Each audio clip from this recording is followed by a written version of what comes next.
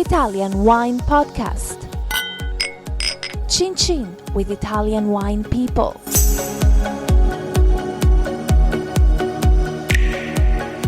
Hello, my name is Monty Waldin and I'm talking to Elisabetta Gnudi Angelini. Did I say that right? Yes, you said it right. You have lots of wineries. Can you just tell us how many wineries you have and what the names are and where they are, please? Just so we're all clear. Okay, I own 4 wineries and they're very easy to remember because they are in alphabetical order. It was just a coincidence, just lucky, but that's the way it is. Altesino is the number 1 and I'm here with Altesino wine. B is Borgo Scopeto in the Chianti Classico area. C is Caparzo. Caparzo is in Montalcino again, like Altesino. And D is Doga. Doga della Clavole is an estate close to the sea in Maremma, Toscana. And we do Morellino and Vermentino over there. Okay, so Morellino di Scanzano is a Sangiovese-based red and Vermentino is a dry white. Yes. One of my favourites as well. So, I mean, you have an estate, Borgo Scopeto in... Chianti Classico. Okay, and then you have 2 Montalcino wineries for Brunello, which is Altesino and Caparzo. And then you have Doga della Clavole on the Tuscan coast in Morellino di Scanzano, which is a Sangiovese-based red, to which you can add some Bordeaux grapes if you like. All my wines are Sangiovese-based. Okay. I'm a Sangiovese groupie. Groupie. How you say? No, Groupie. Fan, Okay. Yes. All right, also a groupie, but also a fan. Okay. So, but when you were small, what was your dream? I'm guessing you didn't dream you'd end up being a wine grower, or did you? Not a wine girl, of course. When you're a kid, you don't dream about wine, of course.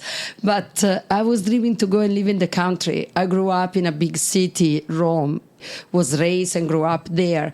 And my dream all my life was to go and live in the country. Of course, when I was a baby, I was dreaming to do in the country, to produce fruit and to make the best jelly and the best jam in the world. I end up doing the same thing but with a very precious fruit that is grape and of course, I'm making wine now. Where did you get the inspiration for the jelly and the jam idea? What was the key? We used to have a summer house in the country close to Bologna. We used to grow peaches and apples, and that's why. Okay, so you dreamt to... I mean, did you used to make jam as a child? No. Okay, that was just your dream. Were you good at cooking when you were a child? It was my dream, yes. So it was like a fantasy, basically. You didn't actually do it. Yeah, no, we didn't do it. So how hands-on? I mean, obviously you've got 4 wineries. That's an incredible responsibility. You know, in terms of how hands-on can you be doing that, or your children, are they interested in winemaking as well? I hope so. Yeah. Okay. You have a very strong view about organic and environmentalism. What makes your winery so special regarding the environment? I have a son who is we are very strong and very organic oriented, really, all my family. And I have a son who graduated and became an environmental engineer. And we are always studying and trying to be far ahead of everybody else, and we are trying to pollute the less we can. And we find out that the best way was to don't use any energy, any electricity, but to produce our own energy, but clean. Like, of course, photovoltaic. We have photovoltaic all over. In the 4 wineries, there are photovoltaic panels all over. In Borgo Scopeto, for example, we don't have only the winery where we make the Chianti Classico, but we have a big village. That's why the name Borgo Scopeto used to be a little town, and now it's a relais chateau. It's an hotel, and all the parking are with the photovoltaic roof. And of course, we cannot destroy the roof of the ancient building, and we didn't touch any of those. But everywhere we were able to, we put photovoltaic. And the second thing, we are putting biomass furnace to produce energy out of all the leftover from harvest and wood, bushes, everything we have to burn, we burn it over there. And you recycle that as energy? Yes. Yeah, okay. Yes, we are almost independent from electricity. It's going to be a short step and we will be independent. So that was your son. What's his name, your son, who devised that system for you? Igino, my son name's is Igino, is Igino. It's a strange Italian name, very unusual, but that's the way it is. Okay, and what about your daughter? What's she called and what does she do? Alessandra is a very smart girl. I'm very proud of my daughter. She's an aerospatial engineer, and she was working until this January for Rolls-Royce in Virginia, projecting engine for the new 787 Boeing airplane, and they wanted to renew the contract to her, but she said, no, I have to go and help my mom. My mom is getting old. I have to help her. So is she who is more your natural successor, your daughter or your son? Is it Jenny? Is he interested in? He's done your in the wine business. My daughter, for sure, because my son not only is taking care of all the environmental part of my wineries, but is building warehouses. He has another job and is building warehouses, and they are, of course, energy efficient, very beautiful warehouses, because a warehouse is the most,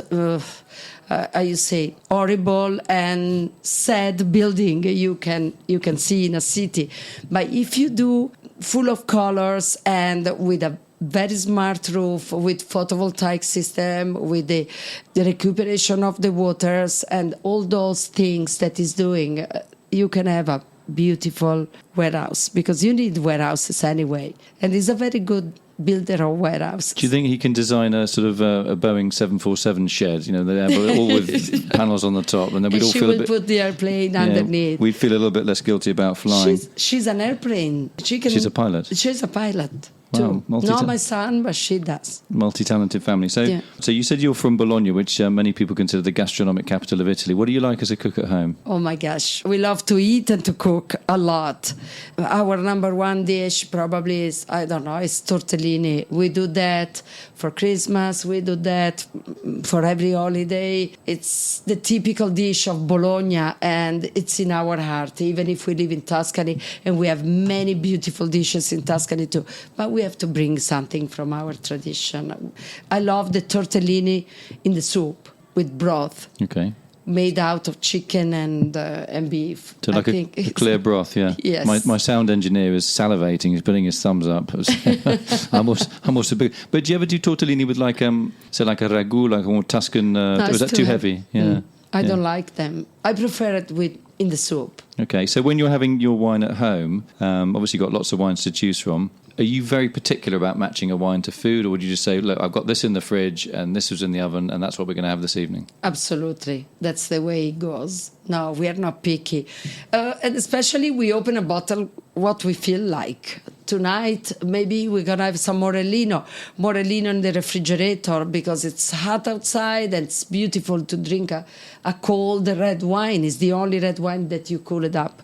And but sometimes I feel like Le Grange. Le Grange is one of my favorite wine. It's a white wine made out Chardonnay, Sauvignon, and Traminer, and it's beautiful. We do it in Caparzo. Sometimes you feel like this is a Montosoli night, and Montosoli is the wine that gave to us. That's your best Brunello plot, isn't it, the Montosoli? Yeah, for now, yeah. And especially we find out that it's the top wine of the room over there, because it's the one who got the highest score. A gentleman came to me with a book saying, oh, you are the lady with the highest score. I said, oh, great. I didn't know, but when you came to catch me, and I just found out. No wonder you're smiling. Obviously journalists, we're not going to talk too much about horrible journalists like me, but do you avidly read what people say? Do you say, listen, I make the wine how I like it, and if people like it, they do. If they don't, but I'm not too bothered. I read what I know is true. There are many journalists, for example, in Italy, that are sometimes I don't trust them too much, and I don't lose my time reading those. What is your sort of next challenge or your next ambition? You said, we talked about the success of your children. I mean, where do you see yourself in 5 or 10 years' time? I have a dream.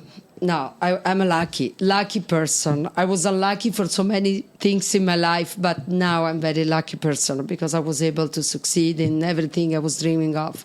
I have a last little dream that is close to me, a beautiful castle, and if I ever have the chance to buy it, and I will make a beautiful properties between Caparzo and Altesino, and will be fantastic. Yeah, I think I know what we won't name it, but I know exactly which castle you're talking about. It's fantastic. It's like almost like don't name it. Yeah, no, I won't. It is like a fantasy castle. It's an amazing place. Beautiful, it's lovely beautiful. situation. Yeah. It's beautiful, but it's very badly kept. And it's like, whenever I pass in front of that, I'm so sorry that it's like that, and can be a beautiful building and recuperation to make everybody to visit and make a sort of museum, and maybe a few suites to host all the people are coming to visit us. And so you're quite. I mean, you know, some people in wine are always very afraid of voicing their opinions, and you're very open about what you think. You're very sort of black and white. You say what you think, and you think what you say. That was my problem all my life.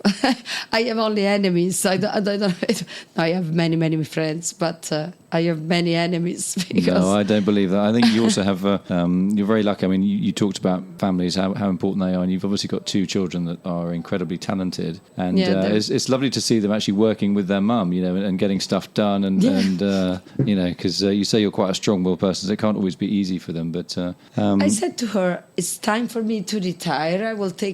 I'll take care of the castle, and you will take care of the business." I would love to do that. And will she be happy to do that, do you think? Big responsibility. We'll see. So you wouldn't be like a backseat driver saying, "Oh, no, you should do this," or you would really just say, "Okay, now it's your..." No. The second I leave, she has to start her own way. Will you launch a rival sort of brand of jam finally, and finally get around to doing that, fulfilling that childhood dream? Probably, for my grandchildren, probably. Okay, Elisabetta Gnudi Angelini, it's been fascinating talking to you. Very, very interesting. As I said before, I love someone that voices their opinion. You've been a great interviewee, and I'll see you in Tuscany, I hope, sometime. Thank you very much. I hope so, because I know you're close by, and you have to come and see me. Okay, I've got no excuse. All right, thank you very much. Thank you. Thanks. Thank you. Follow us at Italian Wine Podcast on Facebook.